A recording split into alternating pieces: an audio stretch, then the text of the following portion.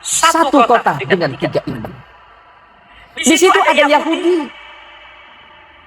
Di situ pernah turun kitab suci yang bernama Taurat. Di situ Musa kemudian menyebarkan agamanya menjadi lebih besar. Di situ turun Isa. Di situ turun kitab suci namanya Taurat, Zabur, bahkan Injil. Ada 3 kitab turun di tanah itu. Dan Nabi kita Muhammad SAW pernah melakukan rihlah spiritual, perjalanan spiritual waktu terjadinya Isra dan Mi'raj. Nabi Mi'rajnya dari tempat ini. Shalom teman-teman, semoga kita dalam keadaan sehat dan kita terus diberkati oleh Tuhan.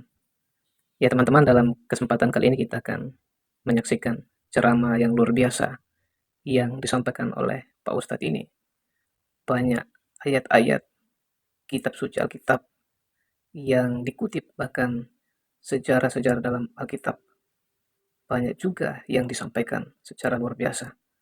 Ya teman-teman, bagaimana ceramah Pak Ustadz ini? Mari kita sama-sama saksikan cuplikan video berikut ini. Selamat menonton, Tuhan Yesus memberkati.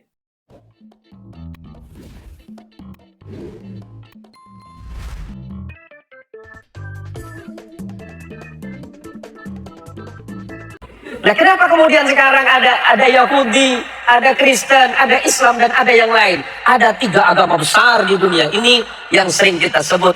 Kalau kita mengacu kepada 3 agama besar ini, mulai dari Yahudi, kemudian Kristen, dan yang paling terakhir adik bungsu namanya Islam.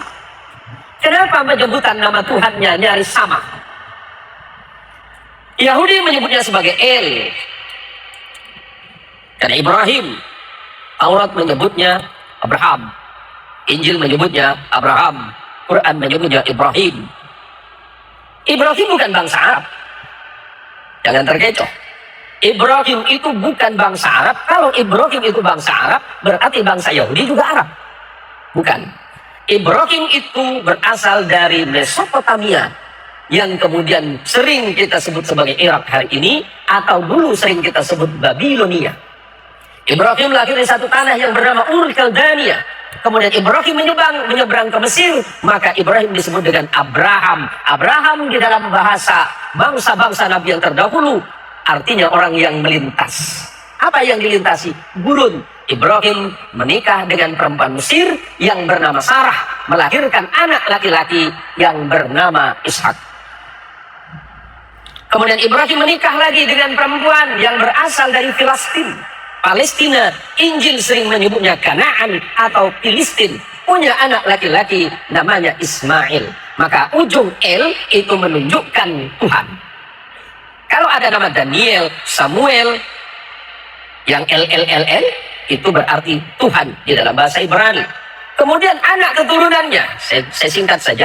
Ibrahim punya anak namanya Ishak, menurunkan anak laki-laki namanya Jacob di dalam Injil. Quran menyebutnya Yakub.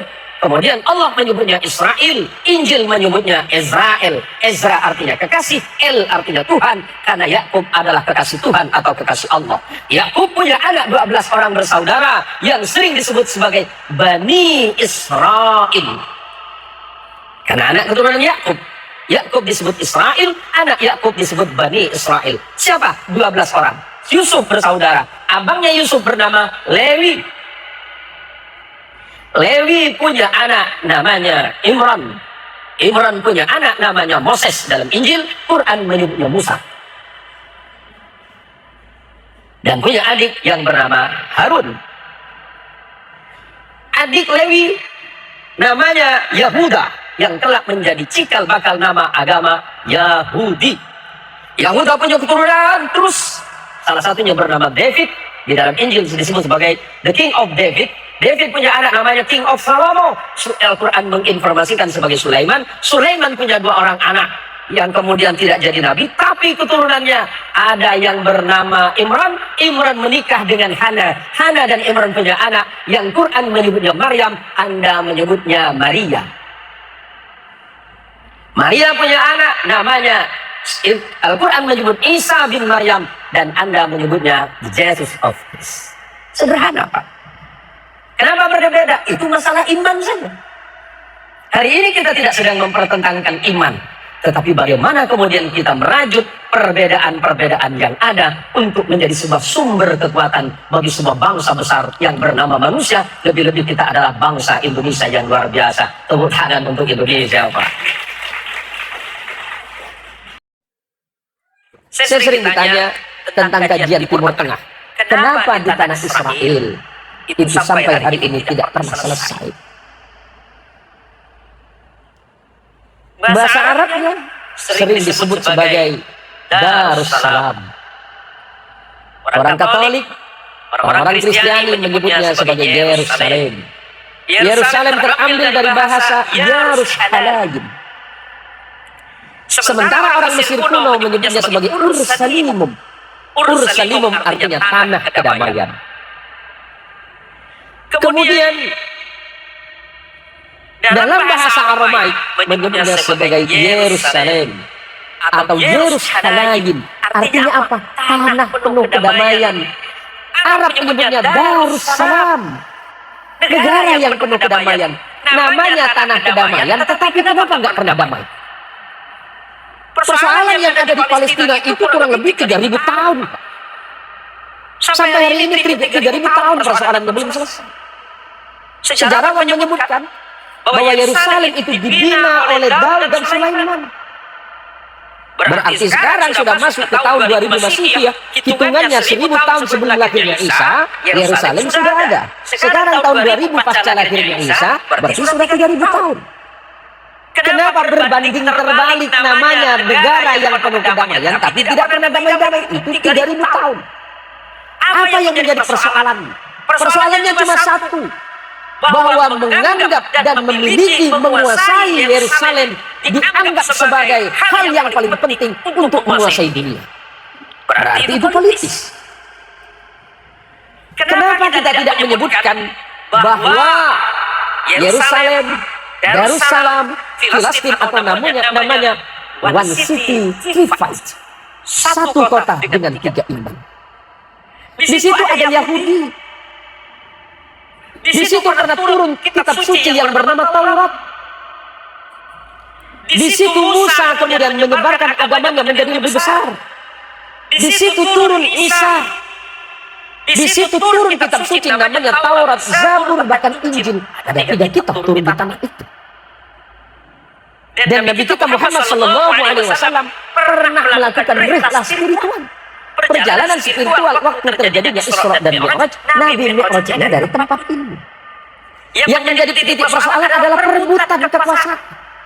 Kalau semuanya dikembalikan kepada umat yang beriman, di situ umat Yahudi beribadah di sebuah tempat yang bernama tembok ratapan, yang di dalam bahasa Arab disebut dengan burak. Karena di situ dulu pernah ditambat buruknya Nabi kita Muhammad SAW. Tidak jauh dari situ ada gereja suci yang diyakini sebagai tempat lahirnya Yesus Kristus. Dan umat Islam juga meyakini bahwa Al-Aqsa berdiri di tempat itu. 3 agama, 3 kekuatan besar dunia saling berebut tempat. Padahal Allah menyebutkan bahwa tanah Yerusalem adalah tanah yang penuh dengan kedamaian, tetapi isinya ternyata manusia yang tidak pernah berdamai. Mari semuanya kita kembalikan kepada diri kita. Tidak perlu kita memperdebatkan itu. Tinggal kita bagaimana kembali kepada iman kita masing-masing. Yang Islam silakan meyakini agamanya, yang Kristiani silakan mengimani apa yang Anda yakini. Tinggal bagaimana kita sekarang membentuk kehidupan manusia yang lebih bermoral, yang lebih beradab, bahkan lebih maju dan moderat.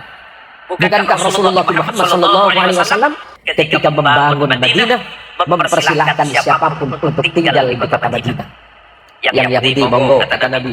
Yang Nasrani silahkan, yang Islam juga, yang orang-orang Majusi boleh, bahkan orang yang tidak punya agama pun pada masa itu boleh tinggal di Madinah.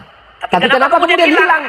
Karena merasa tidak cocok dengan kehidupan yang ada di tengah-tengah masyarakat Muslim. Kenapa? Itu kembali kepada persoalan masing-masing. Setiap membaca Bani Israel, sepertinya mulut kita ini menyesal. Karena kita belum mengetahui. Tapi tatkala kita membaca Al-Quran, surat Al-Baqarah, itu berkisah tentang Bani Israel. lebih daripada sepertiga surat yang terpanjang. Nabi Muhammad bercerita Bani Israel, dan Israel umatnya belakangan ini tidak terlalu memahami siapa itu Israel yang oleh nabinya telah ditetapkan dalam Quran. Dan yang paling fasih membahas kitab-kitab perjanjian lama dan perjanjian baru adalah Nabi Muhammad dengan Qurannya. Sekalipun tentunya tidak sesempurna yang telah ditulis, baik itu yang berada di Septuaginta dan lain-lain. Ya teman-teman yang terkasih, itu dia tadi ceramah dari Pak Ustadz yang begitu luar biasa. Kita melihat tadi dalam ceramahnya begitu semangat, begitu berapi-api ketika dia menyampaikan fakta-fakta sejarah di dalam Alkitab, dan juga banyak ayat-ayat Alkitab yang dikutip, yang disampaikan pada saat beliau menyampaikan ceramah. Wah, ini luar biasa Pak Ustadz. Sangat jujur menyampaikan fakta-fakta yang sesungguhnya yang tercatat di dalam Alkitab. Dia menyampaikan secara tegas, secara lugas, secara terbuka. Artinya tidak ada yang ditutupi ketika dia menyampaikan fakta-fakta yang sesungguhnya.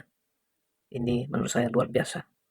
Bahkan juga dari seorang ulama besar, dari Pak Panji Gumilang, dia menyampaikan juga bahwa Nabi Muhammad membahas tentang perjanjian lama dan perjanjian baru, namun tak sempurna seperti yang ada di dalam Alkitab. Wow, kalau menurut saya ini Alkitab semuanya lengkap di dalamnya. Dan Alkitab adalah kitab yang sangat sempurna. Karena apa? Karena semuanya ada di dalam Alkitab. Wow, luar biasa. Ya teman-teman, bagaimana pendapat atau pandangan teman-teman? Silakan tinggalkan jejakmu di kolom komentar. Apa yang menjadi pandangan teman-teman semua. Dan kiranya Tuhan selalu menyertai kehidupan kita.